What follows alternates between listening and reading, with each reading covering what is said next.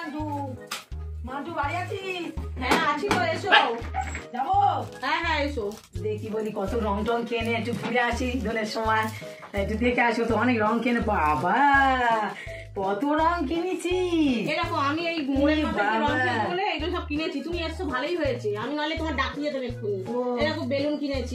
এত বড় বড়? হ্যাঁ অনেক বড় বড়। এই রংগুলো অনেক দাম নিয়েছে রে। তাহলে চলো আমরা গিয়ে খেলি। এরকম একটা টুপিও কিনেছি। এরকম এটা বলে না, রোদ্রও লাগে না। তা শুধু রং মাখালে একটু মিষ্টি খাওয়াবি নি?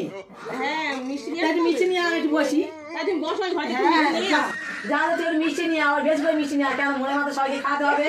হ্যাঁ তোর সব মিষ্টি দিয়ে রং মাখাতে হয়। প্রত্যেক পুজোয় আমি এদের বাড়ি এলে কিছু না কিছু চুরি করি, কেন ওটা আমার অভ্যেস। কিন্তু এবারে দোল পুজোয় কি নেওয়া যায়, এই টুপিটা নিলে তো আমি বাজার কাজে যাই, টুপিটা বেশ মাথায় মানে রোদ্দুর লাগবে না, কি সুন্দর। আর এই বেলুনটা কত রোদ্দুর, এই বেলুনটা আমার নাতি নানিরা খেলবে, বেলুনটা নিয়ে যায়। ও আর না আসার দেরি আছে না, রং খাক, রং কি হবে, চলে যায় তার যা পারে হোক। আসছে না কি দেখি, না চলে যায়, চলে যায়, দরজা বন্ধ করে দি বাবা। দেখি মিষ্টিটা অনেকটা ভরে নিলাম, সবাইকে খাওয়াতে হবে। কাকিমা কোথায় গেল মিষ্টি আনতে পাঠিয়ে? ও কাকিমা, কাকিমা কোথায় গেল?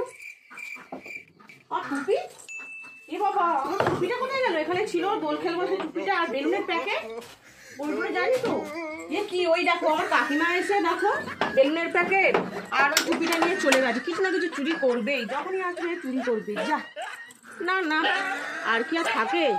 আবার নিজের চোখে দেখিনি, কিছু বলাও যাবে না, কিন্তু উনি ছাড়া কেউ আসে। আজকে দোলের দিনও চুরি হলো, একটা দিনও বাঁধলো না মানুষটা।